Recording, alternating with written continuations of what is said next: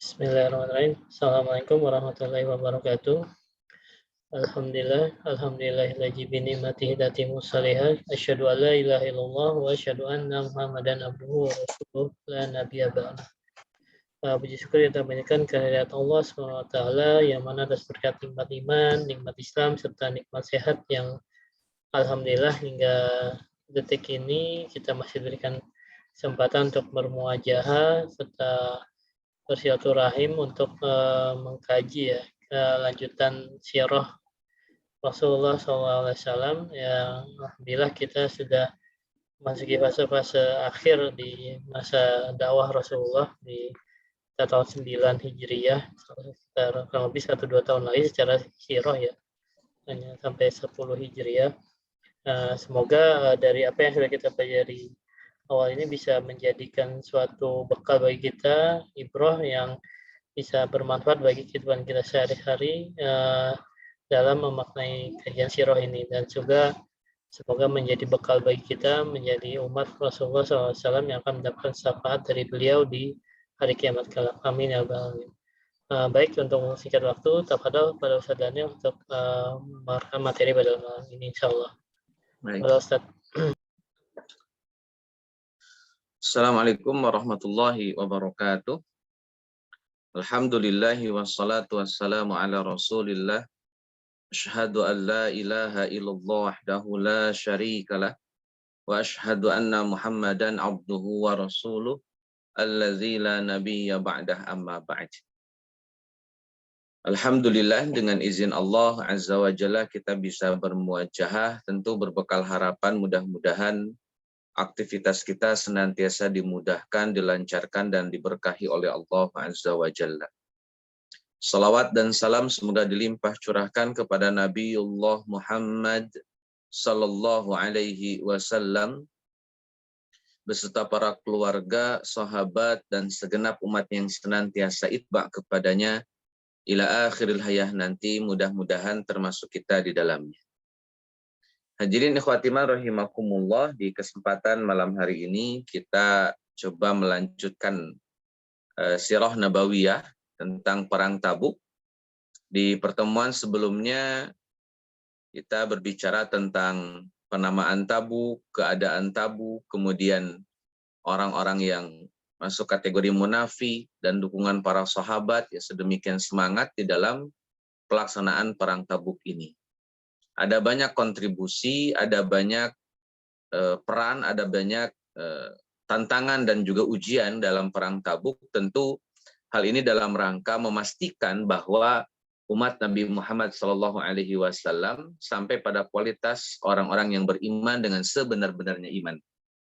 Karena dalam banyak ayat tidak hanya cukup dengan kalimat iman, tapi harus ulaika humul mu'minuna haqqa. Mereka benar-benar memiliki iman yang sangat kuat, dan itu harus dibuktikan ya dengan pembuktian berupa kontribusi, pembuktian berupa semangat, pembuktian berupa komitmen dan loyalitas. Maka untuk mengukur sejauh mana loyalitas, untuk mengukur sejauh mana kontribusi adalah yang kemudian disebut dengan aktivitas perang. Perang ini dalam rangka memastikan siapa yang memang loyal, siapa yang memang memberikan kontribusi real, dan siapa yang hanya sekedar mencari keuntungan dalam agama Islam. Karena di zaman Nabi Shallallahu Alaihi Wasallam tidak sedikit orang yang mengambil keuntungan di dalam agama Islam. Mereka nyari hidup di dalam agama Islam, atau mereka berislam hanya karena takut mati, atau hanya mereka berislam karena takut tidak mendapatkan jaringan bisnis, kehilangan persaudaraan, kehilangan pertemanan. Maka akhirnya latar belakang itulah yang membuat mereka masuk Islam. Jadi bukan karena dorongan keyakinan, bukan karena dorongan iman sehingga mereka menyatakan keislamannya di hadapan Nabi ataupun di hadapan para sahabat yang lainnya. Tapi lebih kepada aktivitas duniawi di mana mereka takut kehilangan beberapa perangkat, beberapa instrumen yang menunjang kebutuhan dan kehidupan mereka. Entah itu pertemanan, persaudaraan, bisnis, dan lain sebagainya. Maka tidak aneh kalau kemudian di kota Madinah banyak orang-orang yang harus diuji oleh Allah Azza wa Jalla berkaitan dengan sejauh mana loyalitas, sejauh mana kontribusi mereka terhadap agama Islam. Dan sekali lagi di antara ujian tersebut adalah aktivitas perang. Jadi aktivitas perang tidak hanya ingin menunjukkan siapa yang menang, siapa yang kalah, atau aktivitas perang tidak hanya menunjukkan bagaimana kaum muslimin memperluas wilayah kekuasaan Islamnya. Bicara perang juga tidak hanya berbicara tentang berapa ribu orang yang mati dan berapa ribu orang yang syahid gitu. Tapi perang sedang menunjukkan kepada kita semua sebagai orang Islam bahwa ada banyak orang dalam agama ini yang kemudian hanya mencari keuntungan semata. Tidak sampai pada ingin memberikan kontribusi yang real bagi agama. Jadi alih-alih memberikan kontribusi, alih-alih memberikan dukungan dan loyalitasnya, yang ada malah mengambil keuntungan dari agama ini. Jadi menjual teks-teks agama, menjual jargon-jargon agama, menjual tema-tema agama, hanya untuk kepentingan kehidupan duniawi mereka. Dan itu sejak zaman Nabi sudah ada. Jadi kalau hari ini kemudian juga muncul dan ada, ya itu bagian dari estafeta, ya, estafeta orang-orang yang kemudian disebut sebagai munafik di zaman Nabi Shallallahu Alaihi Wasallam. Jadi kalau dalam bahasa Al-Quran itu yuriduna liyutfi'u nurallahi biafwahihim, bahwa banyak orang yang menginginkan memadamkan cahaya Allah, dan itu diantaranya adalah orang-orang munafik. Allahu a'lam bishawab. Baik teman-teman semua yang Allah muliakan, di antara peperangan yang kemudian menjadi ujian besar bagi para sahabat, termasuk juga para munafik saat itu, sehingga mereka harus menunjukkan wajah-wajah asli mereka, harus menunjukkan hakikat keimanan mereka. Dengan adanya perang Tabuk, tampak sudah mana yang benar, mana yang bohongan. Dengan adanya perang Tabuk, tampak sudah mana yang munafik, mana yang tidak munafik. Jadi memang harus ada alat yang bisa menyaring mana yang munafik dan mana yang tidak munafik. Jadi ini pentingnya perang Tabuk, sekali lagi tidak hanya dalam konteks memenangkan pertarungan, mengalahkan Romawi, tapi lebih kepada menunjukkan siapa yang memiliki loyalitas dan siapa yang tidak memiliki loyalitas. Dan akhirnya, hadirin ikhwati rahimakumullah, yang mampu menunjukkan loyalitas ya tentunya para sahabat radhiyallahu anhum. Adapun yang masuk kategori munafik, mereka terjebak dengan kemalasan mereka, mereka terjebak dengan kemunafikan mereka. Maka kita lihat bagaimana kemudian Nabi Shallallahu Alaihi Wasallam mendapatkan fakta bahwa orang-orang yang dia bina, orang-orang yang dia bimbing, orang-orang yang dia urus, ternyata tidak semuanya memiliki loyalitas kepada Nabi Muhammad Shallallahu Alaihi Wasallam, atau tidak semuanya memiliki loyalitas kepada agama Islam. Maka sekali lagi, hadirlah perang Tabuk untuk memastikan siapa yang beriman dan siapa yang tidak beriman. Hadirin ikhwati rahimakumullah, di peta ya kita bisa lihat di situ ada Madinah, kemudian ada Tabuk. Jadi relatif cukup dekat ya dibanding kota Mekah. Tentunya Tabuk lebih dekat ke kota Madinah. Jadi ada di utara kota Madinah. Itulah yang kemudian dikenal sebagai negeri Tabuk. Jadi ikhwati rahimakumullah, ini samping kirinya adalah rute perjalanan Nabi Shallallahu Alaihi Wasallam. Rute ini menjadi rute penting. Kenapa? Karena dengan mudahnya ya Nabi Shallallahu Alaihi Wasallam bertolak dari Madinah menuju Tabuk tanpa sedikit pun ada kendala, dan jalurnya jalur yang sudah sangat biasa dilalui oleh orang-orang yang biasa pergi ke Syam. Jadi bagi mereka yang orang-orang Madinah mau ke Syam, ya jalurnya jalur sini. Masih masuk kategori jalur yang melewati Tabuk.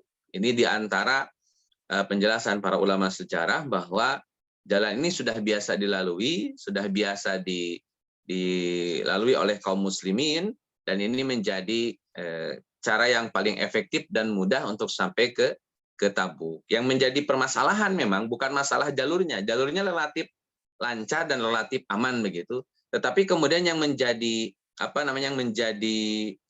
permasalahan nantinya adalah kaitannya dengan kondisi cuaca saat itu.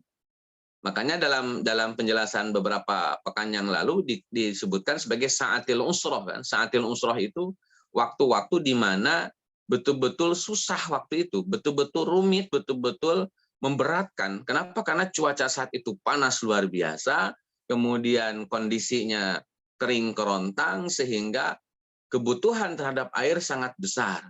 Dan tentunya tantangan dalam perjalanan juga sangat berat. Nah, itu yang kemudian menjadi problem utama dalam perang Tabuk, sehingga banyak orang yang malas untuk pergi perang Tabuk karena kondisi demikian. Adapun rute jalur yang kemudian biasa dilalui saat perang Tabuk relatif biasa saja, tidak ada masalah. Allah a'lam bishawab. Baik hadirin ikhwati man rahimakumullah. Perang Tabuk ini termasuk perang yang cukup besar dari sisi kuantitas pasukan perang. Dan sepertinya memang secara histori kronologis bahwa pasukan kaum muslimin itu dari zaman ke zaman selalu bertambah. Dari zaman ke zaman selalu bertambah. Misalkan dalam kasus kaitannya dengan perang Badar itu 313 lah kurang lebih ya, waktu ada riwayat yang 318, 319 ya ala kulli hal katakanlah 300 lebih begitu, itu perang Badar. Kemudian dalam perang Uhud ada 700 orang. Tadinya sih 1000 ya, dari 1000 orang ini kan mangkir 300 orang. Nah, yang 300 orang ini terindikasi munafik. Yang 300 orang ini terindikasi munafik. Kemudian dalam perang Ahzab atau perang Khandaq ada 3000 orang. Dalam Futuh Mekah ada 10.000 orang. Nanti masuk Islam 2.000 dari kota Mekah, maka terkumpullah 12.000. Nah, 12.000 inilah yang kemudian menjadi pasukan perang Hunain. Kemarin kita sempat bahas perang Hunain di mana Nabi hampir kalah ya saat itu membawa 12.000 orang. Dan saat itu para sahabat, ya terutama mereka yang baru masuk Islam ya, mereka punya klaim, kata mereka, wah kalau jumlahnya 12.000 kayak gini, ini kita pasti menang nih. Udah tinggal menang aja udah gitu. Karena mereka menganggap bahwa kemenangan itu ya berdasarkan karena jumlah yang sangat banyak atau berdasarkan kuantitas, berdasarkan logistik gitu. Ternyata apa yang mereka pahami keliru, bahwa kemenangan itu bukan masalah banyak atau sedikitnya. Kemenangan itu ada pada izin Allah Azza wa Jalla, dan Allah akan mengizinkan menang kepada siapapun yang Allah kehendaki tanpa bisa ada intervensi dari pihak manapun. Itu Allah Azza wa Jalla. Maka Nabi Shallallahu Alaihi Wasallam kaum muslimin saat itu diingatkan bahwa kemenangan itu bukan karena jumlah, tapi karena izin Allah Azza wa Jalla. Dan kesalahan asumsi itulah yang kemudian membuat mereka hampir kalah di awal-awal, tapi kemudian menang di akhirnya. Dan yang kemudian adalah perang Tabuk dengan jumlah pasukan sekitar 30 personil atau 30 orang. Tentu ini menjadi jumlah yang sangat fantastis, tetapi ya saya ulang, tetapi jika 30.000 orang ini yang digerakkan oleh Nabi, yang dikerahkan oleh Nabi Shallallahu Alaihi Wasallam, lawannya adalah bangsa Romawi, tentu angka 30.000 ini sedikit dan kecil sekali. Jadi tetap pada akhirnya jumlah kaum muslimin selalu lebih sedikit daripada lawannya. Selalu. Dalam perang Badar kan 300 lawan 1.000. 300 lawan 1.000. Jadi sangat mungkin kemudian kaum muslimin kalah sebetulnya dengan jumlah yang sedemikian kecil, tetapi kan kemenangan sekali lagi tidak diukur daripada jumlah, tidak diukur daripada personilnya, tapi lebih kepada kaitannya dengan ketaatan mereka kepada Allah Azza wa Jalla, kepada Rasulullah Shallallahu Alaihi Wasallam, sekaligus meninggalkan perbuatan yang masuk kategori maksiat. Baik teman-teman semua yang Allah muliakan, perang Tabuk ini terdiri dari orang-orang muhajirin, orang-orang ansor, kemudian penduduk Mekah, serta kabilah-kabilah lainnya yang memang sudah tergabung dalam bingkai Daulah Islamiyah Kota Madinah. Jadi semua suku, semua bangsa yang berafiliasi pada Kota Madinah atau berafiliasi pada Daulah Islamiyah, maka mereka ikut dalam perang Tabuk ini. Tentunya yang memang siap secara logistik, bisa ada bekal dalam perjalanannya, maka mereka lah yang kemudian prioritas untuk berangkat menuju Tabuk. Hadirin khatimah rahimakumullah, Rasulullah Shallallahu Alaihi Wasallam dalam pengumuman perangnya itu menyampaikan bahwa tujuan perang ini dalam rangka memerangi Bani Asfar. Asfar itu, sofro itu artinya kuning. Jadi Bani Asfar itu orang-orang yang berkulit kuning, kurang lebih begitu. Sehingga kalau hari ini saya nggak tahu persis ya apakah orang Romawi itu putih kekuning-kuningan atau justru yang putih kekuning-kuningan itu Cina ya, saya tidak begitu paham. Tetapi ini kan masalah pigmen ya, masalah warna kulit. Tapi ya bahasa orang-orang Arab saat itu ketika berbicara tentang bangsa Romawi, ya mereka menyebutnya dengan kalimat Bani Asfar. Jadi Bani Asfar itu kabilah yang memang memiliki penekanan makna kepada orang-orang Romawi. Wallahu a'lam. Baik teman-teman semua yang Allah muliakan, karena Nabi dan 30.000 personil berangkat, maka tentunya kota Madinah kan kosong dari pimpinan. Maka Nabi meminta Muhammad bin Maslamah untuk jadi pemimpin sementara selama Nabi pergi. Mungkin kalau bahasa sekarang itu ini kayak peran wakil. Cuman bedanya kalau Nabi Shallallahu Alaihi Wasallam bisa nunjuk wakil siapa saja, bisa nunjuk wakil kapan saja, bisa nunjuk wakil dalam kondisi apapun itu. Tapi rata-rata memang Nabi Shallallahu Alaihi Wasallam ketika akan safar, dalam hal ini misalkan perang ataupun haji, maka Nabi akan mempersiapkan ganti atau wakil selama Nabi pergi. Nah, contoh kasus yang kemudian ada yakni perang Tabuk, Nabi mempersiapkan wakilnya, mempersiapkan penggantinya, yakni Muhammad bin Maslamah sebagai orang yang mampu menggantikan Nabi Shallallahu Alaihi Wasallam ketika Nabi sedang safar, ketika Nabi sedang pergi merantau kemana, atau dalam konteks perang, haji, dan lain sebagainya. Nah, hadirin ikhwatimah rahimakumullah, tentu hal ini tidak bisa dipahami bahwa kalau gitu yang berhak jadi khalifah itu Muhammad bin Maslamah, tentu tidak ya. Karena ini ada perbedaan. Ini Nabi pergi, kemudian butuh orang yang menjadi tandem Nabi di kota Madinah, ya Nabi pilih Muhammad bin Maslamah. Kadang-kadang juga yang lain, kadang-kadang yang dipilih adalah Abdullah bin Umi Maktum, kadang-kadang Abdullah bin Mas'ud. Jadi itu menjadi otoritas Nabi saja Shallallahu Alaihi Wasallam dalam kaitannya dengan pengangkatan pemimpin. Maaf, Abdullah bin Mas'ud ya, bukan Abdullah bin Umi Maktum. Baik teman-teman semua yang Allah muliakan, termasuk Ali bin Abi Thalib. Ini di antara keringanan yang Nabi berikan kepada Ali bin Abi Thalib radhiyallahu anhu. Jadi tentu ini ada ungkapan ya di kalangan orang-orang Muslim, diantaranya bahwa Nabi tidak menyertakan Ali karena faktor nepotisme, karena faktor Nabi saudaranya Ali bin Abi Thalib radhiyallahu anhu. Maka muncul ini rame ungkapan suara sumbang ya dari masyarakat Muslim, ya tentunya sekali lagi yang terindikasi munafik lah. Kalau sahabat yang kibar, sahabat yang beneran, itu nggak mungkin lisan mereka diisi dengan hujatan atau celaan, dan diisi dengan suudzon itu nggak mungkin. Saya pastikan itu nggak mungkin. Mungkin ya ini orang-orang yang baru masuk Islam atau masuk kategori sahabat yang baru-baru, tapi kemudian terpapar virus kemunafikan, gitu. Sehingga mereka menyerang Ali, ngata-ngatain Ali dan segala macam. Nah, teman-teman semua yang Allah muliakan, ketika Ali bin Abi Thalib radhiyallahu an ditetapkan oleh Nabi, kamu nggak usah ikut. Kemudian Ali bin Abi Thalib radhiyallahu an tidak nyaman dengan putusan itu, maka Ali bin Abi Thalib nyusul. Ini perlu saya pertegas ya teman-teman, bahwa Ali nyusul tentu bukan karena Ali melanggar perintah Nabi, atau kemudian Ali bin Abi Thalib radhiyallahu an dianggap sebagai menyelisihi sunnah, ya tidak begitu.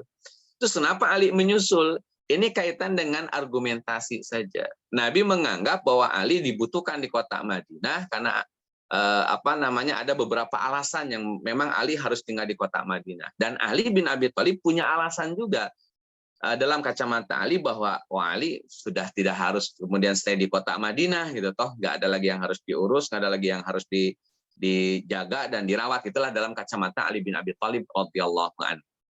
Maka Ali nyusul. Kemudian sampailah Ali di salah satu daerah namanya Al-Jurf. Kemudian Nabi Shallallahu Alaihi Wasallam akhirnya mempersilahkan Ali untuk ikut.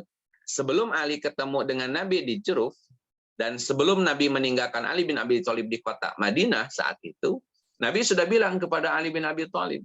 Jadi posisi Ali itu kayak Nabi Harun alaihi salam bagi Nabi Musa alaihi salam. Ini kadang-kadang suka disalahpahami oleh teman-teman kita dari Syiah ya. Jadi ketika Nabi bilang posisimu itu seperti Nabi Harun bagi Nabi Musa, maka beberapa kalangan Syiah, beberapa kalangan ya, tidak semuanya, beberapa kalangan Syiah itu meyakini bahwa Ali bin Abi Thalib adalah seorang nabi karena disamakan dengan Nabi Harun. Kalau Nabi Harun saja nabi, maka Ali pun demikian. Karena Nabi Harun wakil Nabi Musa saat itu, ketika Nabi Musa pergi ke Bukit Tursina untuk menerima beberapa wahyu dari Allah Azza wa Jalla, Nabi Harunlah tandemnya Nabi Musa di kalangan Bani Israel.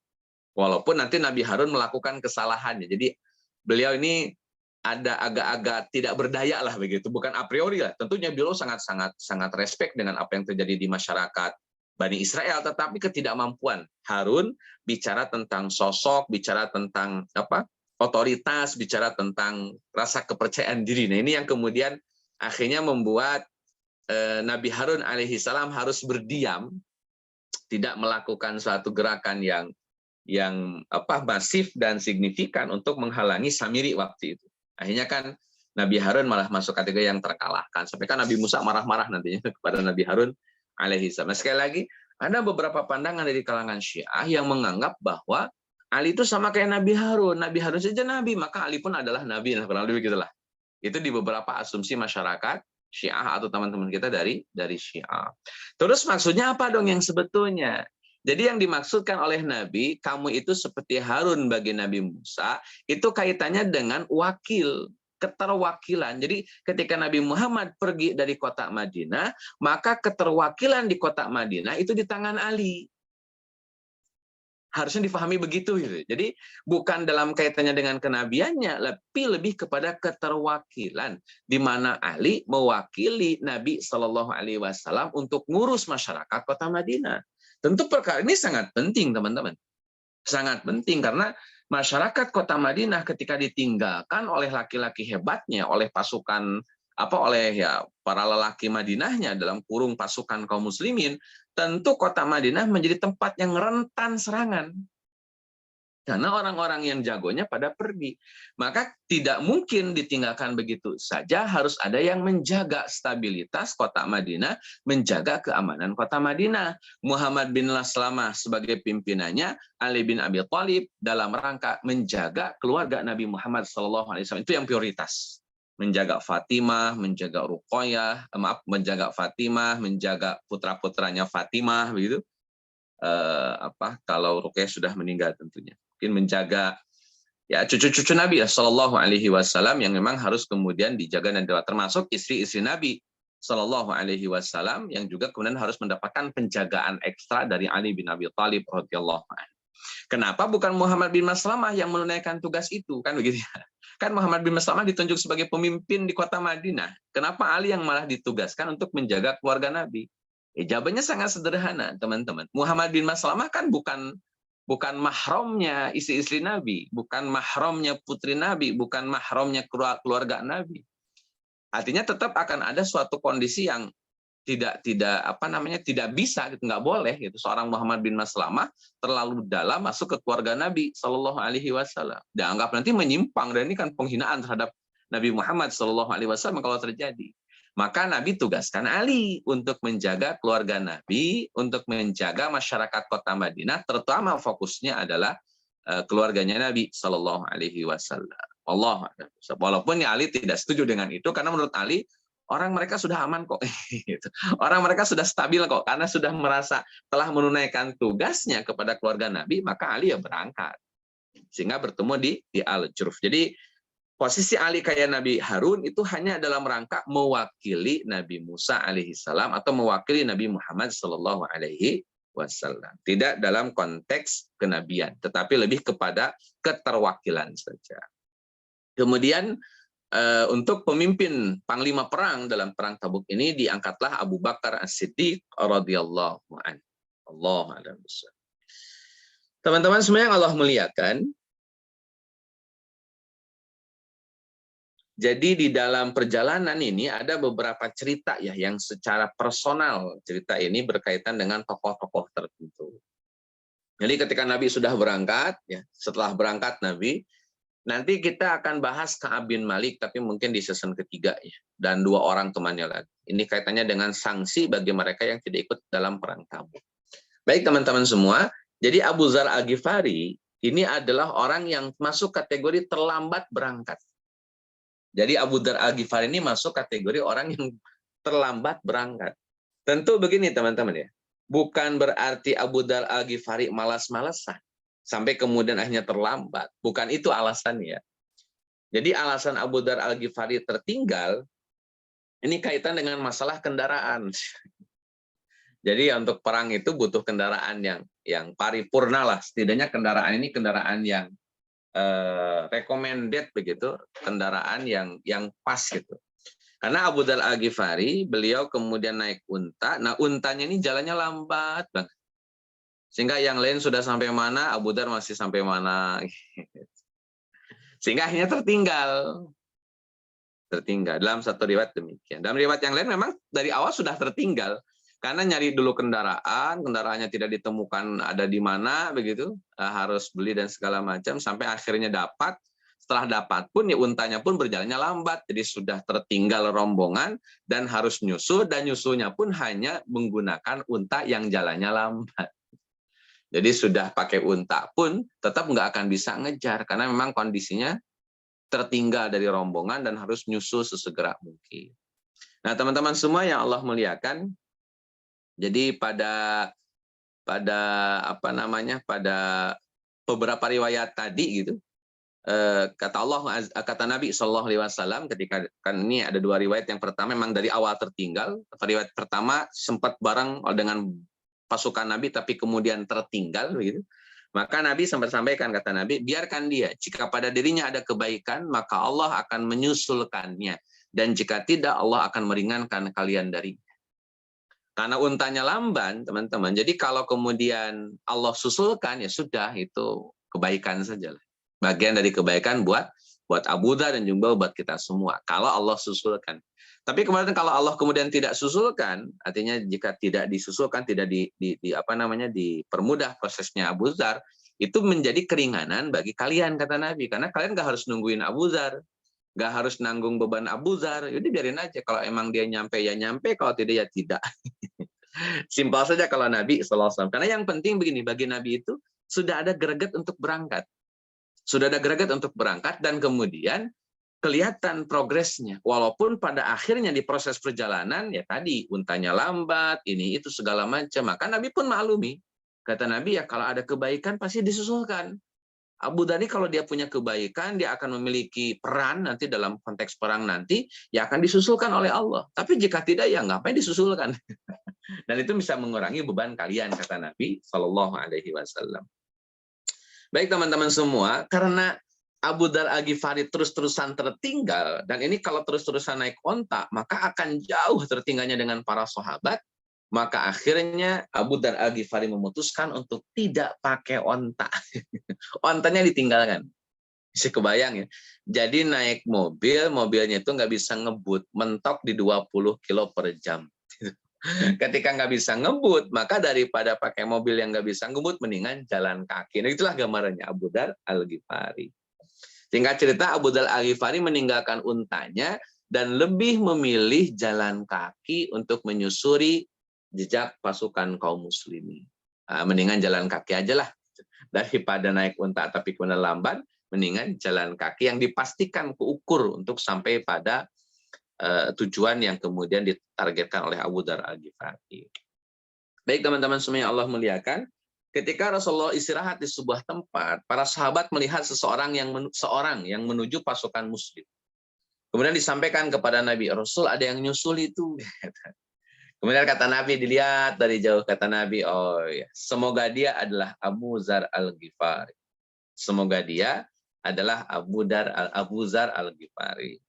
Nah teman-teman semua yang Allah muliakan, karena Abu Dhar Al-Ghifari berangkat sendirian, ada sebuah hadis, walaupun hadis ini diperdebatkan ya kesahihannya, karena ada ulama yang mendoifkan hadis ini. Kata Nabi, Abu Dhar itu akan berjalan sendirian, kemudian akan mati sendirian, dan akan dibangkitkan sendirian.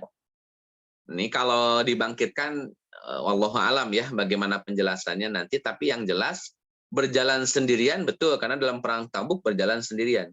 Kemudian mati sendirian itu juga betul, karena nanti Abu Dhar Al-Ghifari meninggal ketika di masa pemerintahan Utsman bin Affan radhiyallahu anhu.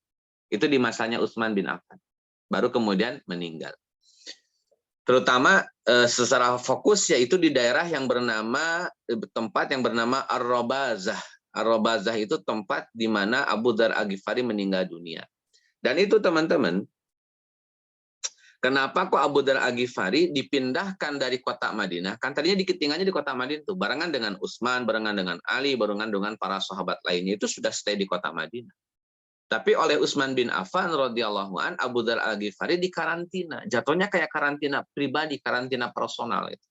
Utsman mencukupi kebutuhan Abu Dhar Al-Ghifari, tapi dengan syarat tidak keluar daripada Ar-Rabazah. Kenapa kok kemudian tidak boleh keluar dari tempat itu, dari daerah itu? Maka penjelasan para ulama sejarah, Karena Abu Dzar Al-Ghifari terlampau tajam dalam mengkritik penguasa saat itu. Jadi kritikannya itu tajam terus. Tidak hanya penguasa khalifah, kalau khalifahnya aman dari kritikan, yang dicari ya gubernur. Sehingga banyak gubernur, entah itu di Syam, entah itu gubernur di mana, yang merasa tidak nyaman dengan hadirnya Abu Dzar Al-Ghifari. Maka alih-alih mereka yang berubah, para gubernur, para pemimpin berubah atas masukannya Abu Dzar Al-Ghifari, malah yang ada Abu Dzar Al-Ghifarinya yang suruh berubah. Kan ngacoin. Jadi yang dikritik penguasa misalkan. Yang harus berubah kan yang dikritik dong. Nah ini karena yang dikritik tidak mau juga berubah, akhirnya yang berubah ya yang mengkritik. Atau yang diminta berubah yang mengkritik, ini kan problemnya. Nah ini ketika kasus di zaman Abu Dzar Al-Ghifari ya lempeng aja mengkritik para gubernur, mengkritik para pemimpin saat itu. Yang akhirnya teman-teman, akhirnya karena Abu Dzar Al-Ghifari senantiasa mengkritik para gubernur, para pemimpin itu, sehingga mengganggu stabilitas nasional. Sangat mungkin mengganggu stabilitas nasional, maka Abu Dzar Al-Ghifari dikarantina. Endingnya nanti kita akan seperti ini teman-teman, bahwa untuk sampai pada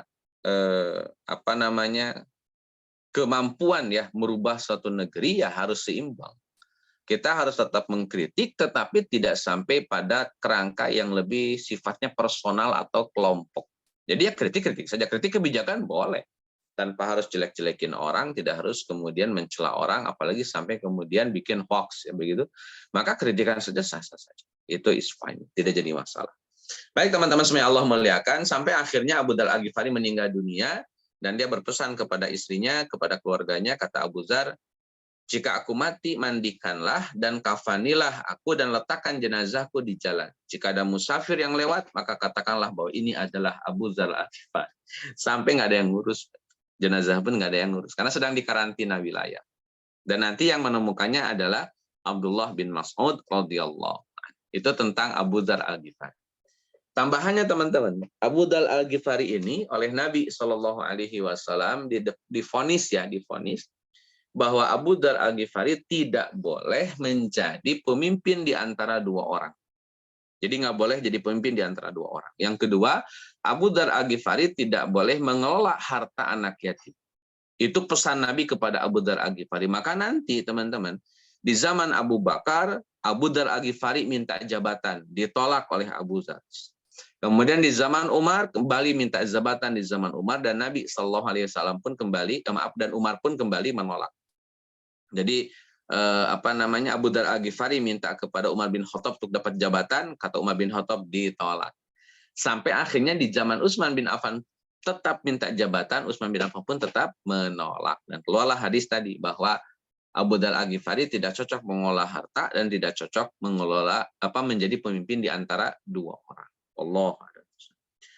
Baik teman-teman semuanya Allah muliakan. Yang kedua tentang seorang sahabat namanya Malik bin Qais. Jadi Malik bin Qais ini sering dikenal dengan Abu Khaisamah. Malik bin Qais ini memikirkan tentang keadaan Nabi. Saat itu justru Malik bin Qais berada di tempat yang teduh, di tempat yang enak buat ya nongkrong, hangout begitu. Terus makanan sudah disiapkan, plus dua istri yang cantik yang tinggal di tengah-tengah hartanya Malik bin Qais. Jadi ketika Malik bin Qais memikirkan Nabi, saat itu Malik bin Qais berada dalam kemewahan, pelayanan fasilitas yang mewah, entah dari istri, entah dari makanan ataupun dari yang lain. Maka ketika sedang berpikir tentang Nabi dan keadaan yang dia alami itu very menyenangkan gitu. Maka Malik bin Qais berpikir, kata Malik bin Qais, sungguh ini tidak adil. Kata Malik bin Qais, demi Allah aku tidak akan bersama salah satu di antara kalian hingga aku menyusul Rasulullah Shallallahu Alaihi Wasallam. Itu disampaikan oleh Malik bin Qais kepada istri-istrinya yang dua orang tadi. Aku tidak akan menyentuh, aku tidak akan bersama salah satu di antara kalian hingga aku bisa menyusul Rasulullah Shallallahu Alaihi Wasallam. Ini komitmen para sahabat. Jadi sampai ketika mereka kemudian tidak mendapatkan ketenangan saat mereka tahu bahwa Nabi berada dalam kondisi yang panas, kering kerontang, gitu, sedangkan mereka enak-enakan, gitu. Ada istri, ada harta. Nah, tentu bagi mereka itu suatu hal yang sangat tidak adil. Dan mereka betul-betul memiliki ketidaknyamanan akan hal itu. Maka inilah yang membuat loyalitas mereka semakin kuat kepada Rasulullah Shallallahu Alaihi Wasallam. Kemudian teman-teman, Malik bin Qais akhirnya dia memutuskan berangkat nyusul Nabi Shallallahu Alaihi Wasallam dengan perbekalan yang ada. Pokoknya dia berangkat saja. Dalam perjalanan beliau ketemu dengan Umair bin Wahab al-Jumahi. Nah, Umair bin Wahab al-Jumahi ini ngobrol lah dengan Malik bin Qais. Kata Malik bin Qais, maaf nih, saat nanti mendekati Tabuk, maka izinkan saya Malik bin Qais berada di depan. Ini tentu kayak gini teman-teman ya. Kalau posisi orang di depan itu kan lebih cepat kelihatan sama Nabi Shallallahu Alaihi Wasallam, dan tentu yang diharapkan oleh Malik bin Qais adalah doa dari Nabi Shallallahu Alaihi Wasallam. Karena ya biasanya kalau kesan pertama kan selalu spesial. Jadi kalau kelihatan di awal-awal itu bisa mendapatkan doa dari Nabi Shallallahu Alaihi Wasallam. Wallahu a'lam bishawab. Jadi boleh-boleh saja orang itu pengen di depan atau di belakang, ya kalau minta di depan ya di depan saja. Saat para sahabat menyampaikan bahwa ada seorang penunggang unta, maka Nabi bersabda, semoga itu adalah Abu Khaisamah. Ini sudah dua diksi ya, dua kali Nabi bilang begitu ketika ada Abu Dzar Al-Ghifari yang nyusul, kata Nabi. Padahal belum kelihatan wajahnya teman-teman, belum kelihatan deg-degan, belum kelihatan posturnya, belum kelihatan tampilannya, tapi Nabi sudah langsung feeling, oh ini Abu Dzar Al-Ghifari. Termasuk juga ini Malik bin Qais, kata Nabi, semoga itu adalah Abu Khaisamah. Semoga itu adalah Abu Khaisamah. Setelah mengucapkan salam dan menghadap Nabi, kemudian Nabi bersabda, itu lebih baik wahai Abu Khaisamah. Jadi ini kayak begini teman-teman. Nabi Shallallahu Alaihi Wasallam, Nabi Shallallahu Alaihi Wasallam ketika melihat Abu Khaisamah yang tadinya sempat tidak akan berangkat tapi hanya kemudian berangkat, maka Nabi mengomentari mengomentari keseriusan untuk berangkat tadi. Kata Nabi, itu lebih baik wahai Abu Khaisamah. Itu lebih baik. Jadi Nabi kayak ngasih teguran, tetapi tegurannya itu lebih enak didengar. Kan kalau kita biasa teguran itu, misalkan ada orang masuk masjid, terus pakai sepatu masuk ke masjidnya, kan kita tegur langsung, apa-apa nih Pak? Nggak boleh nih Pak, dan seterusnya. Nah makanya ada ruang-ruang teguran yang biasanya kadang kita over dalam teguran kan gitu. Akhirnya kan kita negurnya berlebihan sampai berdampak pada permusuhan. Nah, Nabi ingin mengajarkan kepada kita boleh negur tapi kalimatnya yang harus enak. Maka kata Nabi, ini lebih baik wahai Abu Khaisamah. Maksudnya dibanding kamu tinggal di Madinah bersama dua istri, bersama makanan yang sudah tinggal makan, maka datang ke sini itu lebih baik. Datang bersamaku, berjuang bersamaku itu lebih baik daripada harta yang ditinggalkan di kota Madinah. Toh sudah ada yang jagain Muhammad bin Maslamah, toh sudah ada yang ngurusin keluarga Nabi Ali bin Abi Thalib radhiyallahu anhu. Baik teman-teman semuanya Allah muliakan. Kemudian memberikan ini teguran yang Nabi berikan, teguran yang halus dan langsung merasuk ke dalam jiwa Abu Khaisamah. Karena jadi betul-betul merasa merasa dinasehati, tidak merasa dihakimi atau apapun seperti digurui. Jadi fokus dengan koreksiannya, merasa dikoreksi. Memberikan koreksi dan introspeksi serta meluruskan kesalahan yang dilakukan prajurit adalah keahlian yang harus dimiliki oleh seorang pemimpin. Pemimpin itu mengkoreksi kesalahan bawahan. Kalau di bawahannya ini ternyata banyak salahnya gitu. Misalkan dalam konteks pemerintah gitu, para menterinya nggak benar gitu, alih-alih untung malah bangkrut, malah rugi misalkan, maka ya pemimpin harus bisa memberikan koreksi. Kenapa kok bisa rugi, bisa kehilangan harta banyak, padahal surplus harusnya dan seterusnya. Jadi itu bagian daripada keharusan pemimpin untuk mengatur, mengkondisikan, merawat sekaligus memotivasi yang mereka pimpin. Allah a'lam. Baik teman-teman semuanya Allah muliakan, kita masuk di beberapa peristiwa di perjalanan menuju perang Tabuk. Yang pertama, ini kaitannya dengan unta yang hilang. Jadi Umarah bin Hazm itu mendengar ucapan Zaid bin Lusaid al-Qainuqai. Ini orang Bani Qainuqa yang masuk Islam. Kan banyak juga orang-orang Yahudi yang masuk Islam kayak Abdullah bin Salam itu kan, Tamim bin Aus Ad-Dari, itu mereka akhirnya masuk Islam. Akhirnya ya, sebelumnya bukan. Nah, Umarah bin Hazm itu mendengar Zaid bin Lusaid al-Qainuqa berkata, kata Zaid bin Lusaid itu, bukankah Muhammad mengaku nabi dan bisa memberitahukan kepada kalian berita dari langit, tapi ternyata dia tidak tahu di mana untanya berada. Jadi waktu itu unta Nabi sempat hilang, dan Nabi nanya sama sahabat, sahabat, unta saya di mana ya? Nah itu direspon oleh Zaid bin Lusaid. Kata Zaid bin Lusaid, lah katanya berdapat berita dari langit. Gitu lah. Kok nyari unta aja nggak tahu gitu, nggak pakai ngomong-ngomong berita dari langit untuk dunia akhirat, itu orang buat nyari unta aja susah. Gitu lah. Itu kurang lebih kritikan daripada Zaid bin Lusaid al-Qainuqai. Maka teman-teman semua, Nabi Shallallahu Alaihi Wasallam akhirnya membuat kantor pemahaman atau membuat kantor pemikiran.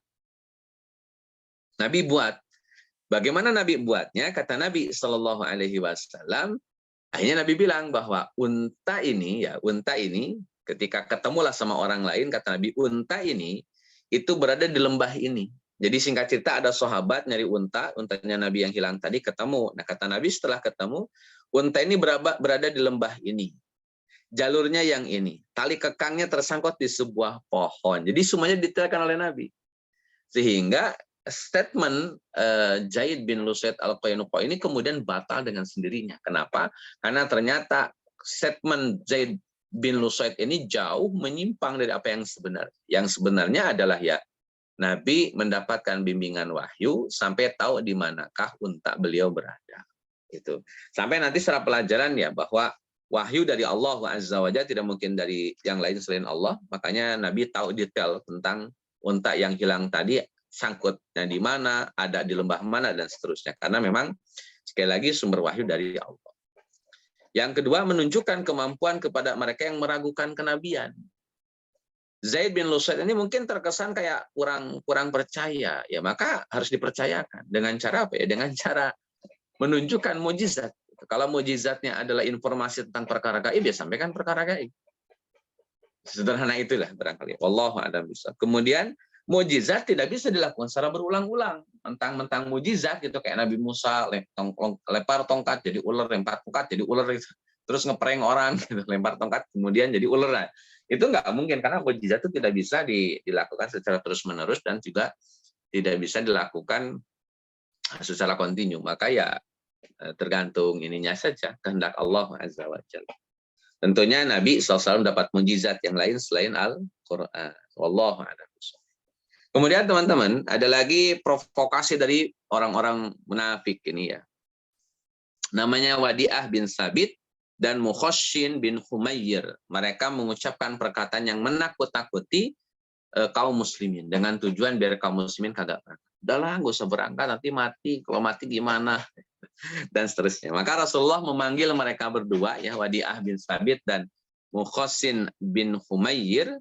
Nabi kemudian memanggil mereka dan meminta maaf akhirnya mereka karena merasa bersalah ya kepada Nabi juga kaum muslimin. Kata mereka, kami cuma bercanda doang kok Rasul, cuma bersendak gurau. Jadi ini problem ya bahwa bersendak gurau atau kemudian bercanda itu tidak boleh mengambil konten syariat agama. Makanya hukum istihza dengan syariat itu haram. Hukum istihza dalam kurung syariat misalkan ngetawain sholat, ngetawain puasa, ngetawain zakat, itu bisa kena pasal. Kalau kemudian diketawain syariat itu ya haram lah, dosa besar, bahkan bisa menjatuhkan pelakunya kepada kekafiran kalau berani merusak dengan candaan-candaan syariat yang berbau syariat Islam. Allah. Mukhassin bin Humayr akhirnya bertaubat, mengganti namanya menjadi Abdurrahman. Bahkan syahid, tapi tidak diketahui kuburannya ada di mana. Wallah. Itu provokasi dari Wadi'ah bin Sabit dan Mukhassin bin Humayr. Yang berikutnya adalah tentang kaum Samud yang ada di Madain Soleh. Dan Nabi SAW sempat melewati kaum Samud ini. Ya sisa-sisa peninggalannya ya, bukan kaum Samudnya masih ada, tapi sisa-sisa peninggalan. Di dalam surat Al-Haqqah ini ayat ke-5 kalau tidak salah, fa'amma samudu fa'uhliku bitaghiyah. Adapun Samud mereka diazab oleh Allah Azza wa Jalla bitaghiyah dengan suara yang menggelegar kencang keras. Nah, ini persisnya wallahu a'lam. Kemudian kata Allah Azza wa Jalla dalam surat Hud ayat 67 dan 68 kata Allah, dan suatu suara keras mengguntur menimpa orang-orang zalim. Jadi kayak ledakan keras, blay, brang atau dor gitu.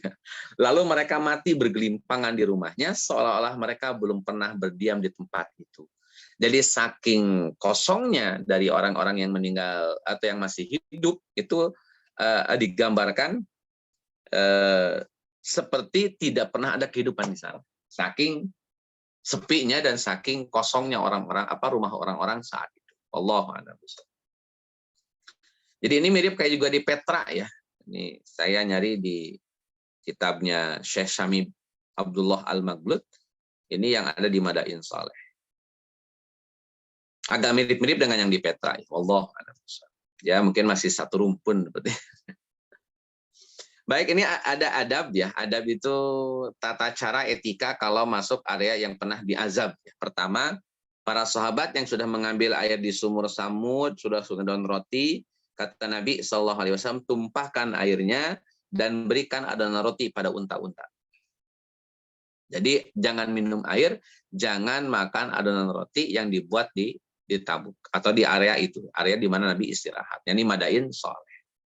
Kemudian harus menangis ketika masuk area yang dulu diazab. Jika tidak menangis, khawatir akan menimpa kepada yang datang ini dengan azab yang sama. Karena tempat ini bukan tempat wisata, tapi tempat cakar budaya lah. Nah, hadirin Fatimah rahimakumullah, Allah turunkan hujan yang lebat saat itu. Jadi tidak ada orang yang kemudian tidak mendapatkan tetesan hujan. Sampai akhirnya mereka bisa minum dan mereka bisa ngadon roti tanpa harus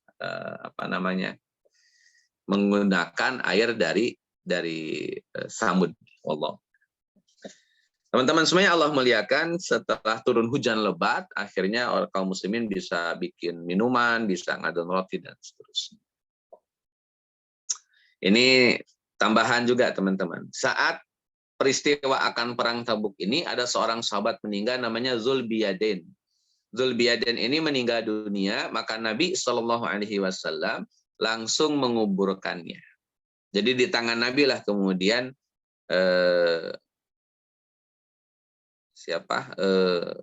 Zulbiyadain ini dikuburkan. Sampai Nabi SAW sampaikan, ya Allah, aku telah ridho kepadanya, maka ridhoilah dia. Jadi kalau sudah ada statement begini, dipastikan ridho. Dipastikan ridho. Wallahu a'lam. Teman-teman semuanya Allah muliakan, Nabi Allah Muhammad di saat peristiwa ini, Tabuk ini, pernah terjadi badai yang menimpa kaum muslimin. Maka Nabi melarang keluar dari tenda masing-masing dan diperintahkan menjaga baik-baik tunggangannya dan perbekalannya, supaya tidak kebawa angin papan. Nah, ada seorang sahabat yang ngeyel, akhirnya terhempas ke Gunung Toyi, terhempas. Dan kemudian diselamatkan oleh Nabi SAW. Kemudian mata air Tabuk. Ini kata Nabi, jangan disentuh mata air Tabuk. Biarkan aku datang dulu. Ini Nabi mengumpulkan air akhirnya di mata air Tabuk sedikit demi sedikit hingga cukup untuk beliau gunakan membasuh wajah dan kedua tangan beliau. Namun setelah itu Rasulullah mengembalikan air tersebut ke mata air Tabuk hingga memancarlah mata air tersebut dengan deras sehingga bisa digunakan oleh seluruh kaum muslimin. Tadinya airnya dikit-dikit, diambil dikit, sudah agak cukup. Nabi mencuci muka di situ, kemudian kedua tangan beliau juga dicuci di situ. Nah, setelah itu airnya dikembalikan ke mata air Tabuk. Sumur lah, karena dikembalikan kepada sumur dan memancarlah sumber mata air yang berlimpah dari sumur tersebut. Memancarlah sumber mata air dari sumur tersebut. Wallahu a'lam. Teman-teman semuanya Allah muliakan, saat tinggal di perang Tabuk ini, di Tabuknya terutama, itu Nabi SAW betul-betul sampai pada mengalami kondisi yang pahit sekali, sangat pahit sekali. Sampai kata Abu Sa'id Al-Khudri dalam tinggal di Tabuk ini, kata Sa'id Al-Khudri, kaum muslimin meminta izin menyembelih unta-unta mereka. Yang tadinya mereka pakai buat tunggangan, mereka minta izin supaya unta tersebut disembelih. Kenapa ingin disembelih? Supaya mau diambil kantung minuman, kantung penyimpanan minuman dalam onta. Saking hausnya, saking panasnya luar biasa. Itu dalam perang Tabuk yang dialami oleh Nabi dan juga kaum muslimin. Kata sahabat Abu Sa'id Al-Khudri, kaum muslimin meminta izin untuk menyembelih unta mereka. Awalnya teman-teman, Nabi membolehkan, silakan. Karena itu lebih rasional. Lebih rasional kenapa? Karena ya kantung minuman ontanya diambil supaya mereka bisa minum air yang ada di penyimpanan kantung tersebut. Tapi Umar bin Khattab kemudian memiliki pandangan yang berbeda. Kata Umar bin Khattab, sebaiknya, kata Umar, mintalah sisa-sisa makanan, perbekalan mereka, dan doakanlah keberkahan. Semoga Allah mengabulkan. Maka kaum muslimin mengumpulkan jagung, kurma, dan sisa roti. Setiap muslim mengisi bejana mereka hingga penuh. Setelah didoakan oleh Nabi SAW. Jadi ini kayak masukan dari Umar, tapi yang punya kemampuan tentu Nabi. Tapi yang punya feel untuk meningkatkan pemahaman para sahabat terhadap Nabi atau menambah keimanan para sahabat terhadap Nabi, maka Nabi ditampilkan dengan orang yang sebagai orang yang sosok memiliki mukjizat. Nah ini Umar bin Khattab tahu celahnya, jadi udahlah dimasukkanlah poin ini bahwa Nabi gak usah biarkan mereka membunuh onta mereka. Ya, Rasul udah kumpulin aja jagung dan segala macam, doain. Dan itu ternyata berhasil, di mana para sahabat memiliki makanan yang cukup saat di Tabuk. Allah a'lam. Teman-teman semuanya Allah muliakan, Nabi tinggal di sana selama 20 hari dan Nabi SAW senantiasa di qasar salatnya selama 20 hari tersebut. Kemudian Nabi Allah Muhammad ternyata tidak bisa bertemu dengan Romawi, tidak bisa berhadapan dengan pasukan Romawi. Tetapi ada untungnya, karena kabilah-kabilah di perbatasan kota Madinah, di perbatasan kota Syam, itu mereka akhirnya mau masuk Islam. Jadi Romawinya nggak dapat, orang-orang yang berafiliasi kepada Romawinya yang dapat. Wallahu a'lam. Sampai di sini dijelaskan ada beberapa raja yang memberikan hadiah kepada Nabi. Ada Raja Ailan memberikan hadiah keledai putih dan selendang. Ukaidir bin Abdul Malik dikalahkan oleh Khalid bin Walid. Ghanimah dari Ukaidir bin Abdul Malik itu sekitar 800 tawanan, 1000 ekor unta, 400 baju besi, dan 400 tombak. Ya. Nabi berkirim surat kepada penduduk Jarba, Azruh, dan Muqina, di mana mereka harus membayar jizyah kepada Rasulullah SAW setiap tahunnya. Kemudian Nabi membuat batas teritorial daulah Islamiyah di bagian utara yang berbatasan dengan Syam. Jadi Syam belum dikuasai oleh Nabi waktu itu, cuman area perbatasan Syam sudah menjadi milik kaum muslimin. Dan itu sudah dibuat patoknya, dibuat teritorial oleh Nabi SAW. Emirat di perbatasan antara Madinah menjadi garda terdepan kekuatan daulah Islamiyah. Hadirin ikhwati rahimakumullah, itu sebagai penutup kaitannya dengan penjelasan proses sampai pada kemenangan. Jadi sekali lagi, perang Tabuk ini tidak bertemu dengan orang Romawinya, tapi malah ketemu dengan orang-orang Arab yang berafiliasi kepada Romawi. Tetapi itu pun tidak mendapatkan perlawanan yang berarti, ya, karena ya rata-rata tidak sampai pada sejumlah pasukan Romawi yang besar yang terkenal itu. Kurang lebih begitu. Wallahu a'lam bishawab. Kembali kepada Sadirvan, silakan.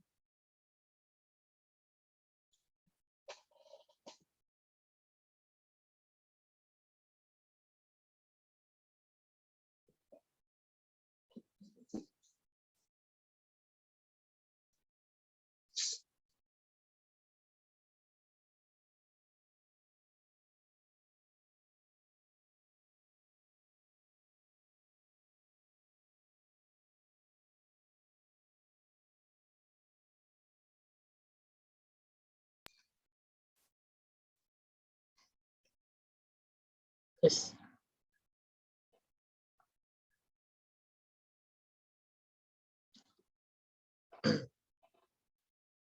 Nah, lagi.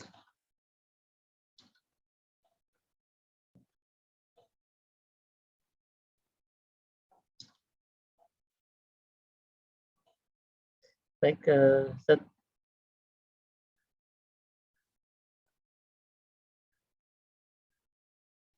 Baik, silakan. Ini Ustaz, ada pertanyaan dari peserta.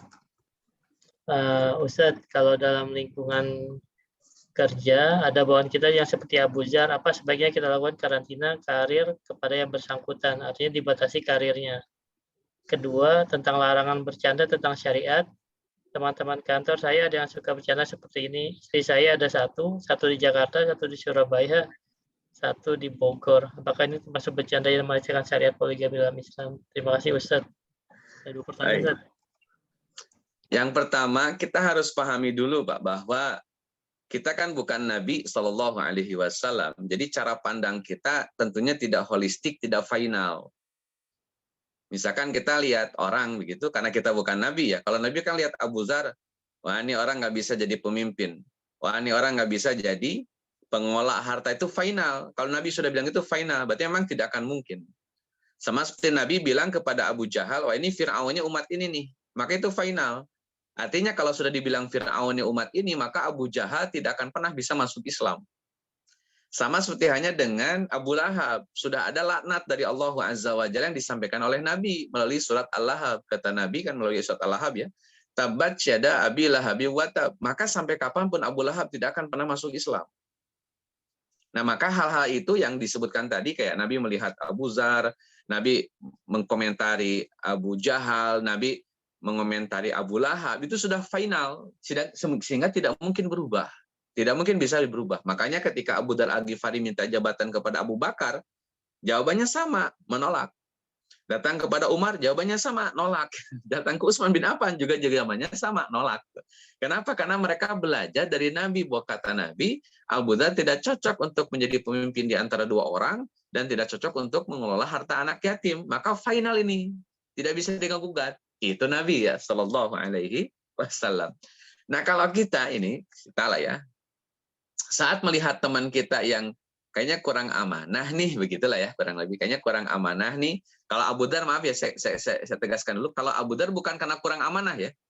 Beliau tidak bisa mengolah harta anak yatim bukan karena tidak amanah. Beliau sangat amanah. Terus kenapa kok sampai kemudian tidak boleh mengolah harta anak yatim? Ini kaitannya dengan kebiasaan Abu Dzar Al-Ghifari yang selalu berbagi harta. Khawatir ada harta yang dibagikan, dan yang dibagikan itu adalah harta sebagiannya dari anak yatim. Itu yang dikhawatirkan oleh Nabi. Ya, saya ulang, yang dikhawatirkan oleh Nabi adalah karena kemampuan dan kemauan Abu Dzar Al-Ghifari berbagi cukup tinggi, cukup besar. Nabi khawatir saat semangat berbagi itu cukup besar tadi itu teralokasikan, tersalurkan, kemudian ada harta anak yatim yang ikut ke bawah, tersalurkan. Tersalurkan, pada itu punya anak yatim gitu. Nah, itu soalnya begini teman-teman, waktu Abu Dzar Al-Ghifari itu di karantina oleh Utsman bin Affan radhiyallahu an, itu Abu Dzar Al-Ghifari dikirimin oleh Utsman atau dibekali oleh Utsman sejumlah unta, kambing, harta segala macam itu sudah dibekali supaya bisa tinggal di karantina di salah satu Ar-Rabazah ini, supaya tinggal di situ gitu. Itu sampai dikasih fasilitas banyak dan mewah, ada untanya, ada kambingnya. Tapi kemudian semuanya dibagikan oleh Abu Dzar, bukan dijual, dibagikan semuanya. Sehingga ketika tinggal di karantina, Abu Dzar Al-Ghifari tidak lagi punya apa-apa. Kan ini Masya Allah ya. Jadi bukan karena tidak amanah ya, sebenarnya bukan karena tidak amanah. Untuk konteks Abu Dzar Al-Ghifari. Nah konteks kita kembali nih ke pertanyaan, ada orang yang kurang amanah. Kemudian karena kurang amanah, terus ini kalau terus-terusan jadi pejabat yang lebih tinggi, bahaya nih. Kalau begitu nggak usah ditinggiin deh karirnya. Selesai misalkan. Itu satu. Yang kedua, atau kemudian karena dia tidak amanah, dia tidak boleh pegang urusan yang berbau uang. Pertanyaan saya, penilaian kita kepada orang itu sudah final. Artinya orang itu tidak mungkin berubah sama sekali sampai kapanpun dan dimanapun. Kalau itu bisa dipastikan, silahkan. Berarti sama kasusnya kayak Nabi kepada Abu Dzar Al-Ghifari. Kalau kita bisa pastikan orang ini sudah final, tidak mungkin bisa berubah. Seumur-umur tidak akan mungkin berubah, dan kapanpun dan dimanapun. Maka silakan perlakukan seperti Nabi memperlakukan Abu Dzar Al-Ghifari. Tapi ini ada tapinya. Kalau ternyata penilaian kita bisa saja salah. Atau bisa jadi yang bersangkutan berubah. Kenapa? Karena penilaian kita tidak final. Saya ulang, penilaian kita sehebat apapun HRD tidak bisa menilai secara final orang. Karena bisa jadi orang itu berubah hari ini, kemudian dia punya salah, besok lusa dia berubah. Siapa yang tahu? Who knows? Siapa yang tahu?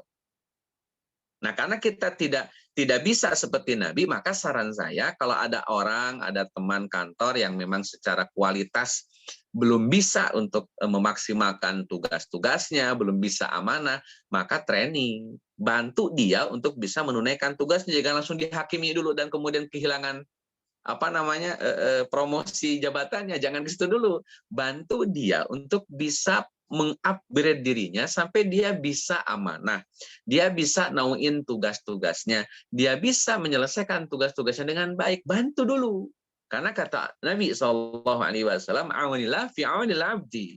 Pertolongan Allah itu tergantung pada pertolongan kita kepada sesama manusia yang lain. Bantu mereka, bantu dia untuk meningkatkan kualitas hidupnya, untuk meningkatkan kualitas kemampuannya, agar dia bisa nauin pekerjaan, aware dengan pekerjaan, sampai akhirnya naik pangkat, dan dia bisa mengelola harta dengan amanah, sehingga dia diamanahi masuk pada ruang-ruang yang sifatnya dekat dengan uang. Saya kasih perbandingan. Nabi Yusuf alaihi salam itu ketika ditanya, antum mau punya jabatan apa di sini? Kan jawaban Nabi Yusuf alaihi salam itu ala khazainil ardh. Jadi kan saya ini pemegang keuangan.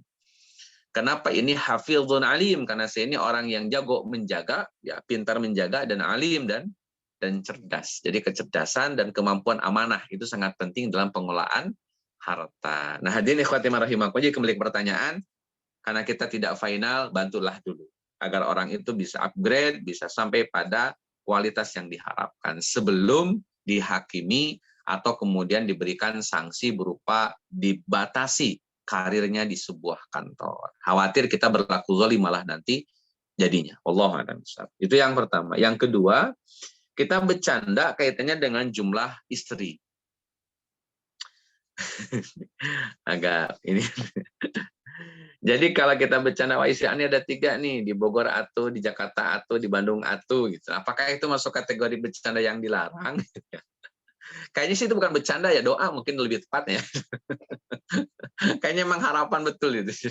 Jadi ya kalau memang ingin berdoa, doa saja lah. Itu dikemasnya mau dengan cara kelakar, bercanda, atau senyum-senyum, disampaikan silakan-silakan saja. Toh doa akan menjadi perkara yang sangat sah-sah saja gitu ini dilakukan. Ya kalau ingin serius lah disampaikan begitu. Kalau saya lihatnya sih lebih kepada doa kali. Nanti nggak jelak tawa, terus ada yang mengaminkan, kan jadi mungkin ini pura-pura bercanda pada doa. Jadi saya begini teman-teman. Intinya begini, bercanda itu tidak sampai pada istihza, menghinakan. Ya, jangan sampai pada ada kalimat istihza. Istihza itu penghinaan terhadap syariat agama. Bercandanya boleh, tapi jangan sampai menghina syariat agama atau hal-hal yang berkaitan dengan agama. Beberapa tahun yang lalu ya, saya lupa lagi tahun berapa itu, ada orang yang sholat, kemudian ketika dia sholat, bercanda. Apapun bercandanya, entah itu dengan kata-kata, dengan verbal, dengan non-verbal, pokoknya lagi sholat, divideoin, dan kemudian bercanda. Nah, ini masuk kategori istihza dalam syariat. Sholat itu gerakan yang ta'abudi. Satu gerakan ke gerakannya itu ibadah. Jadi kalau ada kemudian orang yang sudah sholat, dan dia malah memperolok-olok sholat dengan gerakan-gerakan yang katakanlah tidak sopan, atau gerakan-gerakan yang tidak baik, atau gerakan malah jadi joget-joget dan segala macam, itu istihza terhadap gerakan ibadah. Dan itu pelanggaran syariat. Bisa jadi haram dan dosa besar. Kalau sudah konteksnya begitu. Tapi kalau masalah yang tadi poligami, saya rasa ya kalau mau jadi doa saja, dan tidak ada unsur penghinaan, ya jadi masalah. Kalau tidak ada unsur penghinaan. Kecuali kalau masuk ke ranah yang lebih vulgar, masuk ke ranah yang lebih privas ya. Terus kita nyinggung poligami mah cuman bagi mereka yang punya hiperseks. Nah, itu sudah masuk kategori istihza tuh. Ini karena sudah menyinggung praktek syariat di dalam agama kita. Walaupun memang saya tegaskan poligami itu lebih kepada ngatur ya, mengatur dan memanage, bukan menjadi suatu perintah yang harus. Bukan berarti ayo harus poligami, semangat, enggak harus gitu. Poligami itu lebih kepada mengatur bagaimana agar syahwat itu bisa disalurkan pada jalur yang benar.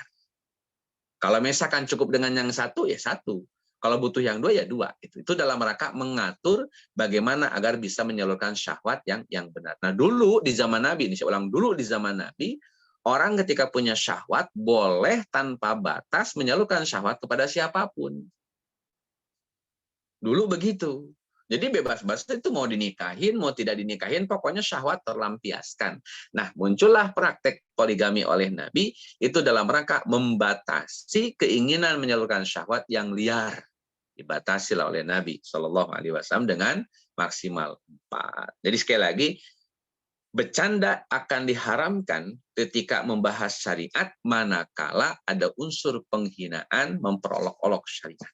Allah alam. Kalau tidak ada masalah. Baik, jazakallah khair saudari penjelasannya. Ya, insya Allah di Mas Amatullah sudah clear ya. Jadi memang ya Bapak ikut lingkungan normal saja ya. Bahkan bercanda-bercanda ya kadang memang ya itu juga tergantung bahasa pergaulan kita. Ada emang yang memang mudah mencair, ada yang memang ada yang tersinggung ya itu kadang-kadang juga penerimaannya kadang-kadang ya, orang yang bercanda nggak tahu tempatnya juga kan. Ya. Baik, baik, Masya Allah. Baik, untuk Insya dari pertanyaannya sepertinya udah cukup ya. Kalau untuk secara waktunya udah hampir 21.15, Insya Allah udah 1 jam lewat. Insya Allah, jazakallah Ustaz Daniel. Apa dia tadi lagi di samping ada meeting dadakan juga nih. Siap, nggak apa-apa. Ya, jadi terkait perang Tabuk ini, Insya Allah masih ada lanjutannya Ustaz ya, karena memang Penutup prosesnya mungkin masih nanti Ka'ab bin Malik ya, Kak Iksas Ka'ab bin Malik dan beberapa ya. sikap Nabi terhadap orang-orang munafik akhirnya. Siap, oke, Insya Allah. Baik, jazakallah khairan Ustaz Daniel atas ini, semoga apa yang kita dapat pada malam ini bisa kita praktekkan dan kita bahas sehari-hari. Terima kasih juga untuk para jamaah yang telah hadir pada malam hari ini ya. Semoga dengan kehadiran kita hari ini menjadikan hidayah bagi kita untuk mendapatkan syafaat nantinya dari Rasulullah SAW. Amin ya rabbal alamin. Baik, untuk malam ini kita tutup dulu dengan baca hamdalah, alhamdulillahirabbil alamin, dan doa kafaaratul majelis. Subhanakallahumma wa bihamdika asyhadu an la ilaha illa anta astaghfiruka wa atubu ilaik. Wassalamualaikum warahmatullahi wabarakatuh. Waalaikumsalam warahmatullahi wabarakatuh.